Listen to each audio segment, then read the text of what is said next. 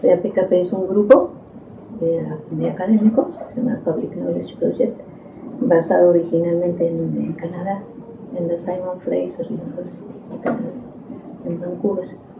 Y ellos se empezaron a desarrollar, bueno, a preocuparse por la cuestión del acceso abierto en la publicación académica, pero no dejaron su preocupación en el nivel puramente teórico o declarativo, sino que al mismo tiempo comenzaron a desarrollar herramientas para la publicación en línea, en acceso abierto.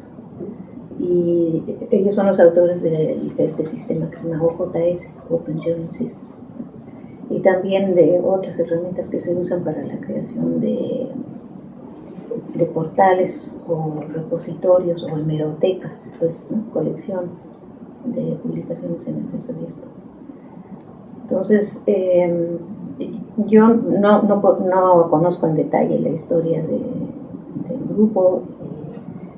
A mí me tocó asistir solamente por invitación de este grupo a la segunda conferencia, que fue en Vancouver. La primera fue en Vancouver.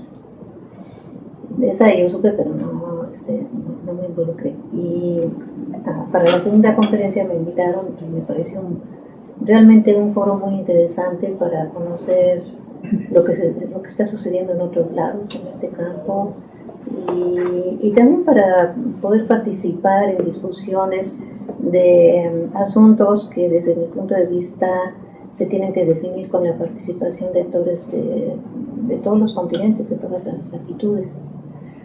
Estos foros normalmente tienen un predominio de participantes de Europa y del norte de nuestro continente, de Estados Unidos y de Canadá.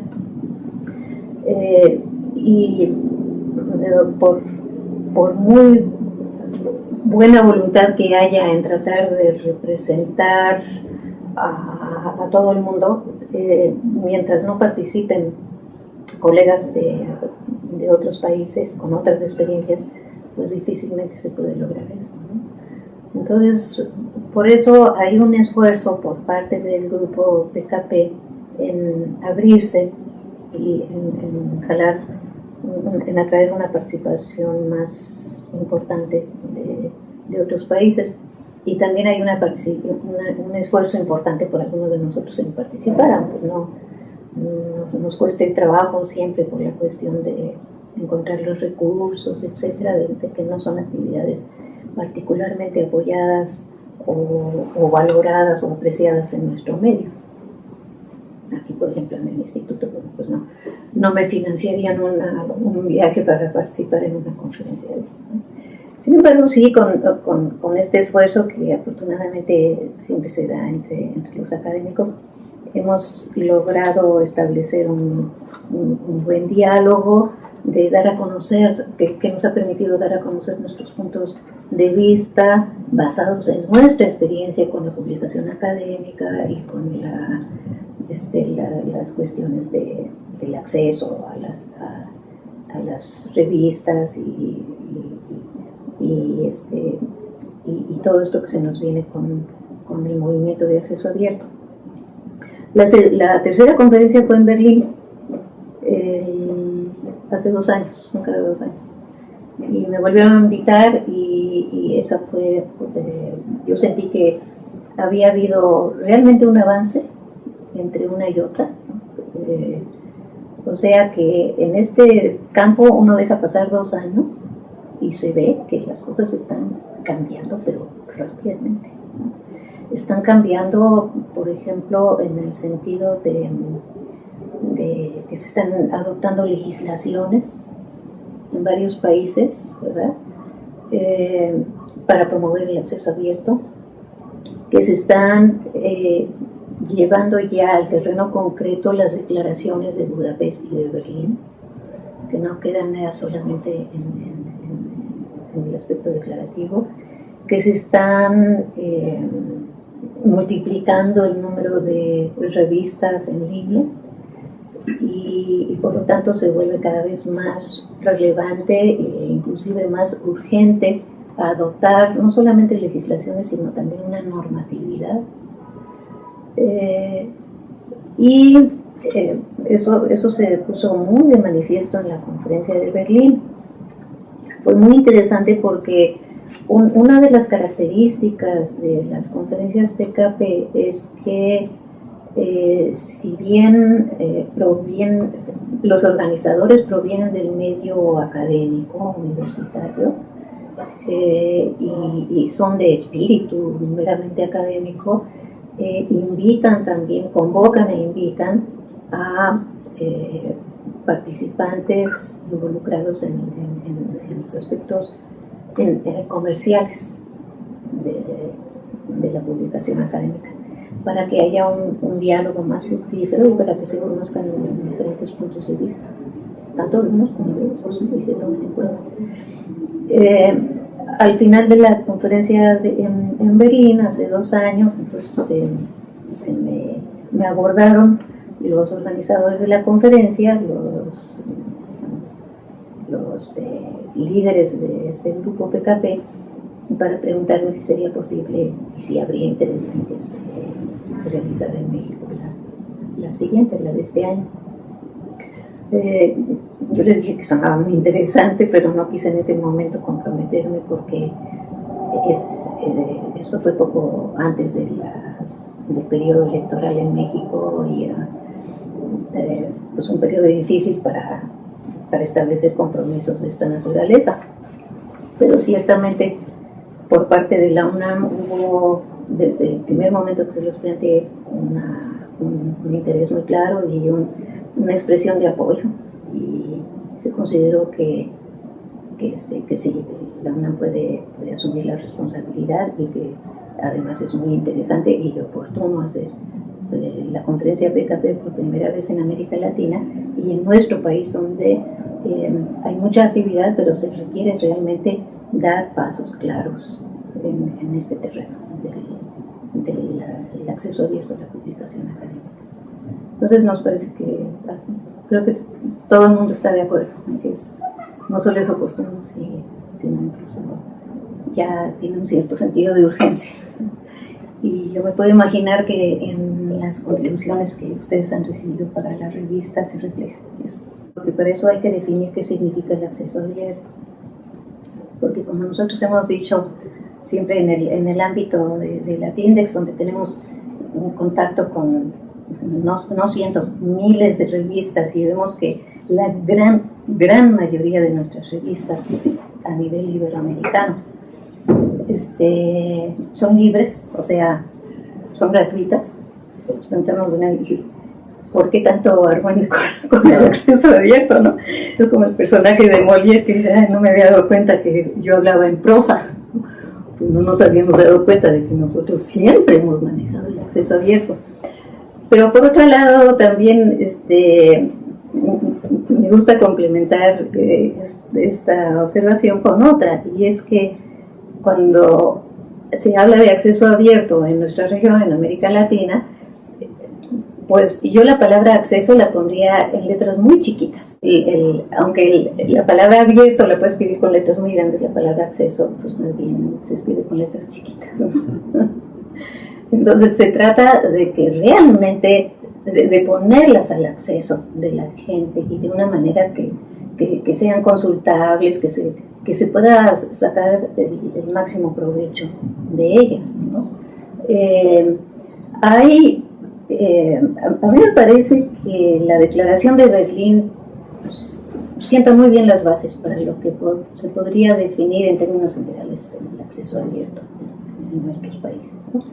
Y aquí me refiero específicamente a las dos características, las dos condiciones que debe satisfacer las contribuciones de acceso abierto según la Declaración de Berlín. Una de ellas se refiere a los derechos que deben otorgar los autores o los que son los propietarios de los derechos, para que el público en general tenga acceso a las publicaciones, ¿no? a los materiales, pues. Y la segunda condición se refiere a que una versión completa de esos materiales debe depositarse al menos en algún repositorio en línea. Y eso no es trivial. O sea, porque ese repositorio en línea además debe tener en la medida de lo posible características de estar siempre disponible, ¿no? Lo cual en nuestros países no está garantizado necesariamente, de que sea de distribución irrestricta, de que sea interoperable y de que tenga garantías o características de archivo histórico, ¿no? Que uno les pueda consultar después. Entonces, nosotros hemos hecho estudios, y Octavio les puede platicar más de esto porque estuve involucrado directamente en estos análisis de los repositorios que se han creado a nivel nacional y a nivel regional también, y hay unos pocos que cuentan con estas características. Entonces hay mucho camino por andar. Bueno, México es uno de los países más fuertes en producción científica en América Latina, muy por debajo de Brasil, ciertamente, pero ya pues está acompañado, está en segundo lugar en América Latina, y a México le siguen otros países que tienen una producción, digamos, de la misma escala, como Argentina, en particular Colombia, y los otros países pues están todavía más abajo. Son muy pocos países, desgraciadamente, contados con los dedos de una mano, los que contribuyen de manera, digamos, significativa a la ciencia mundial, países latinoamericanos, y entre ellos ciertamente está México en segundo lugar. Esto se refleja también en las revistas. Brasil publica, bueno, ni siquiera conocemos la cifra exacta, ¿verdad? Pero publica varios miles de revistas que ni siquiera los propios brasileños las tienen todas contabilizadas. Y México también publica una cantidad muy apreciable. Ahora, no toda la ciencia que se produce en nuestros países está reflejada o está contenida en las revistas que se editan en nuestros países, sino que hay una buena proporción que se publica afuera, que se manda a las revistas editadas en otros lados, las que se han dado en llamar revistas internacionales, ¿no? Y si uno ve cuál es la aportación de América Latina y en particular de México en ese contexto internacional, entonces el panorama es totalmente otro, porque toda la región en su conjunto aporta del orden de 3%, según los indicadores empleados internacionalmente, el 3% de la ciencia mundial. Entonces depende de cómo lo veo, si lo ve uno desde ese lado o si lo ve uno desde fuera. El esfuerzo científico de los países latinoamericanos, todo en su conjunto, contribuye a cosas del 3%, incluido Brasil, que ya es un país bastante fuerte científicamente. Y es que se ve todavía la debilidad de nuestro sistema científico, se ve la falta de inversión, se ve que somos muy pocos, somos países con un número de científicos per cápita muy por debajo de los países de Europa y América del Norte. Entonces, no es de sorprender que cuando se hable de publicación científica, también la gente tienda a mirar en primer lugar qué es lo que está pasando en esos países. Bueno, se me ocurría comentarles que a raíz de lo que mencionas, Ana María, que bueno, en términos cuantitativos, América Latina en su conjunto, incluidas en este caso España y Portugal, diríamos Iberoamérica en su conjunto, por lo menos a través de lo que registra la TIN desde los últimos 15 años, tiene ya más de 20.000 revistas de corte académico existentes, detectadas, en la mayoría de ellas vigentes. Son revistas de diferente factura, hay revistas de investigación científica, otras de orientación más técnica y profesional, y muchas revistas de divulgación científica y cultural que en nuestros países cumplen un papel muy importante para llevar la ciencia a la sociedad, a ámbitos un poco más amplios que los de investigadores y científicos. Pero si uno revisa los números ya de la presencia de revistas iberoamericanas en la corriente principal a la que se refería Ana María, es decir, en los sistemas de información predominantes, y prácticamente estaríamos hablando de dos, la Web of Science y Scopus, allí el número de revistas iberoamericanas de esas 20.000 cae drásticamente a menos de 1.000, incluidas las de España y Portugal, ¿no? En ambos casos, tanto en el ámbito latinoamericano como en esta presencia internacional en la corriente principal, México está debajo de Brasil y España en términos cuantitativos, y más o menos con Argentina, es decir, es de los países que más aportan a la ciencia. La otra cosa que se me ocurría comentarles ahora que escuchaba a Ana María es que muchas de las revistas iberoamericanas, y en particular hablando de las mexicanas, que logran estar tanto en esos dos sistemas de información internacionales como en el índice de CONACYT, que tiene las mejores revistas de México, y algunos otros índices regionales, sobreviven gracias a que no solo publican documentos generados en nuestros países.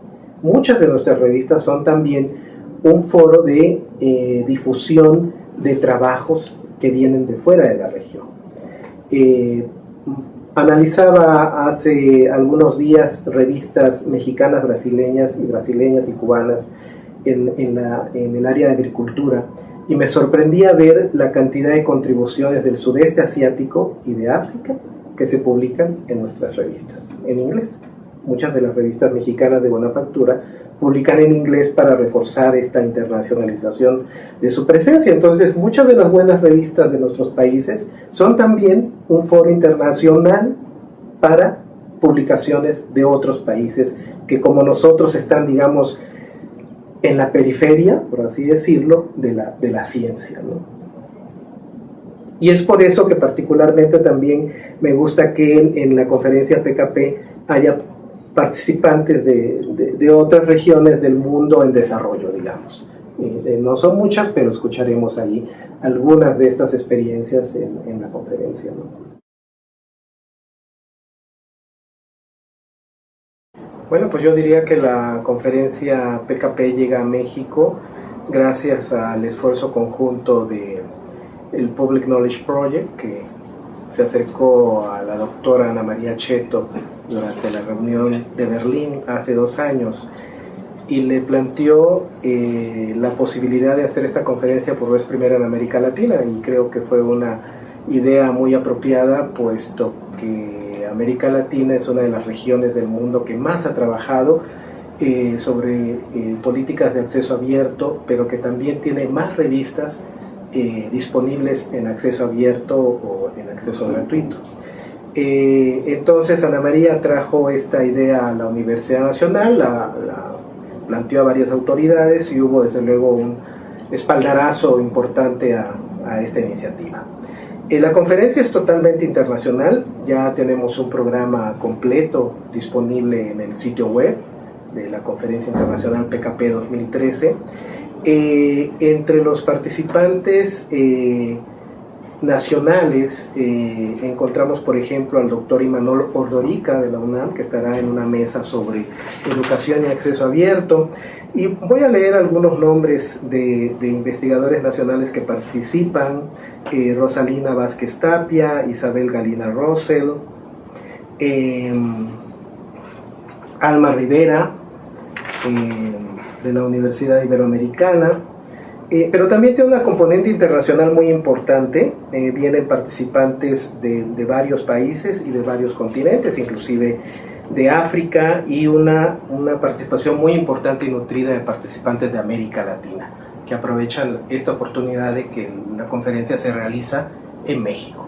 Sí, bueno, como decía yo anteriormente, yo creo que ya es muy gratificante ver que la conferencia todavía no se realiza y sin embargo ya ha despertado mayor interés en el tema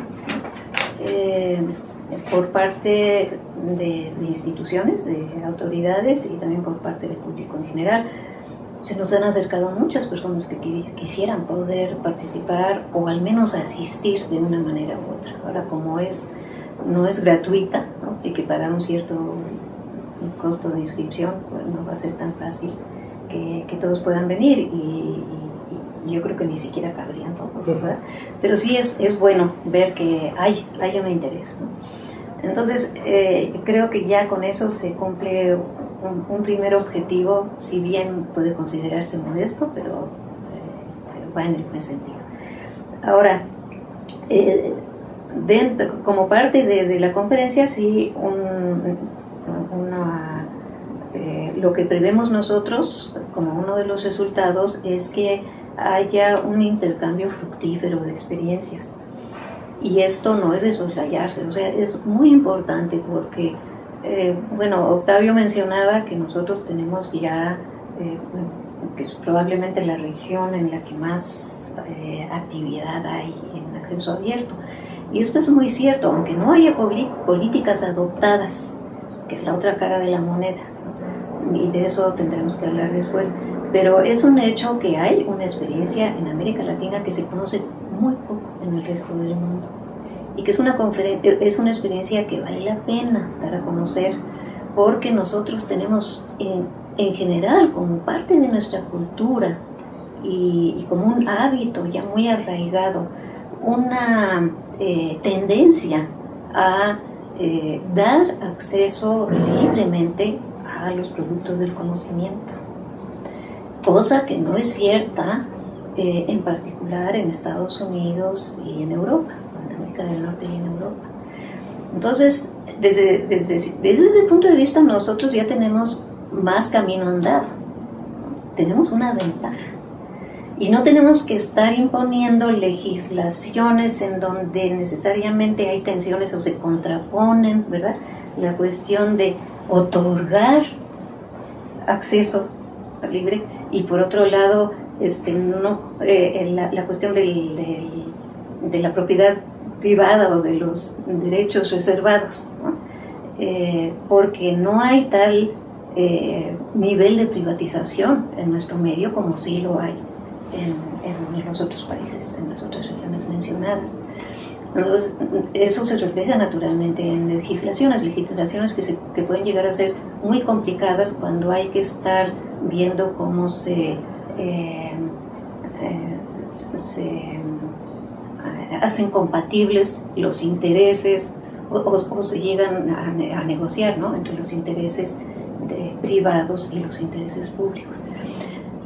Desde ese punto de vista, es muy oportuno que la conferencia se lleve a cabo en un país latinoamericano y específicamente en México, porque entonces nosotros podemos, escuchando a los demás y compartiendo también nuestras experiencias con otras similares, quizá podemos avanzar más hacia una legislación y hacia una normatividad que represente más fielmente este contexto nuestro, ¿no? Que es más de acceso al conocimiento como un bien público, ¿no? Y que esto llegara inclusive a repercutir en el resto del mundo, donde todavía están más atrasados en estas cuestiones, digamos por ejemplo en África, pero que también llegase a repercutir en los países que ya se encuentran como una situación más complicada por esta cuestión de conflictos de interés.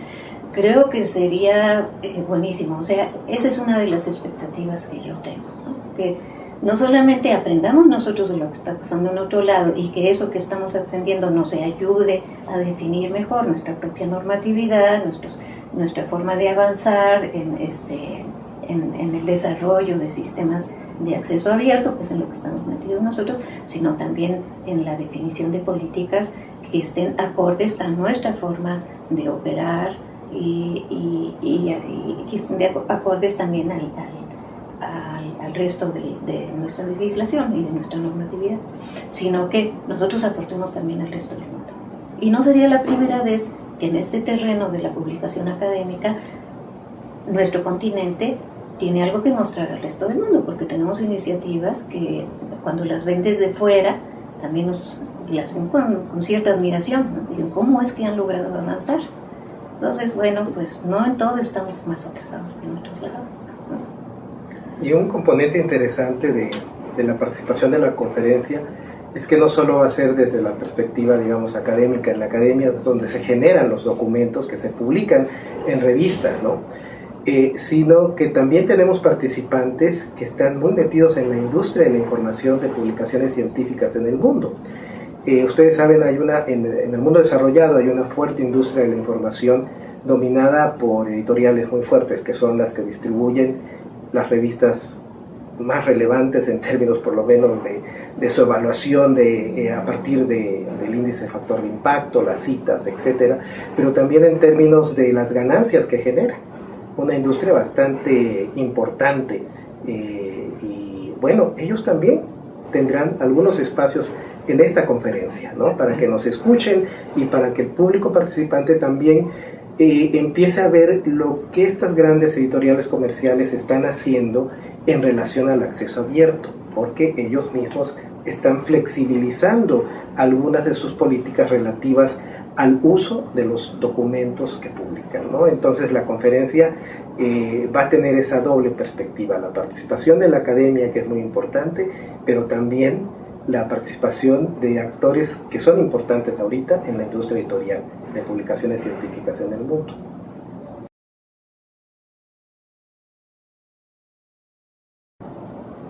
Particularmente en el caso de México, la conferencia yo creo que viene a reforzar el interés de la comunidad editorial por publicar en acceso abierto con el uso de sistemas de código abierto, flexibilizando con ello el acceso a la información a través de Internet. Dentro de la UNAM, bueno, hemos sido precursores, yo creo que en el uso de estos sistemas de código abierto, tanto en el equipo de la TINDEX como en diferentes equipos de trabajo en donde hemos desarrollado repositorios institucionales u otros sistemas de información para la consulta de todo tipo de acervos documentales en formato digital y ponerlos a su disponibilidad para su consulta en Internet. Bueno, este tipo de conferencias viene a reforzar, yo creo que todas esas iniciativas que los editores en todo México han venido tratando de alcanzar a lo largo de los últimos años. El año anterior tuvimos la oportunidad de acercarnos con editores de diferentes universidades en los diferentes estados de la República, y todos ellos tienen el interés de la implementación de repositorios temáticos, de repositorios institucionales, en los que ellos quieren dar a conocer toda esa producción que se viene gestando en sus universidades y que muchas veces no es posible hacerlo con los grandes sistemas internacionales que se tienen actualmente en la mira, ¿no? Estos sistemas como el OJS, que bueno, son sistemas que promueve precisamente el PKP, ofrecen esta oportunidad de poder hacer llegar al público en general la información científica de una manera ágil y flexible en Internet. En ese sentido, yo creo que sería oportuno que Guillermo nos platicaras de los talleres que va a haber previos a la conferencia, ¿no? Sí. El lunes, antes del inicio de la conferencia, va a haber varios talleres. Sí, bueno, durante las actividades de la conferencia tenemos programados 6 talleres el día lunes, 6 talleres de 3 horas y media cada uno de ellos. 2 de ellos están enfocados en el uso de la herramienta OJS para la edición y gestión de revistas electrónicas en línea. Uno más de buenas prácticas editoriales, que lo va a ofrecer el equipo de la TINDEX, en particular Saraí Córdoba de la Universidad de Costa Rica. Otro más sobre repositorios institucionales, el cual será impartido por la doctora Isabel Galina y Gunnar Golf del Instituto de Investigaciones bibliográficas y el Instituto de Investigaciones Económicas de aquí de la UNAM, y 2 talleres más sobre las demás herramientas que ofrecen y que tienen disponible el PKP para la gestión, ahora ya no nada más de revistas electrónicas, sino también de publicaciones tipo monografías, con las cuales, bueno, pues se intenta también apoyar no solo al ámbito editorial de revistas, sino también al ámbito editorial de libros en formato electrónico, ¿no? Estos son los 6 talleres que estarían, bueno, que se van a impartir durante el día lunes, y en el cual, bueno, pues esperamos tener una amplia participación de toda la comunidad editorial de México, principalmente.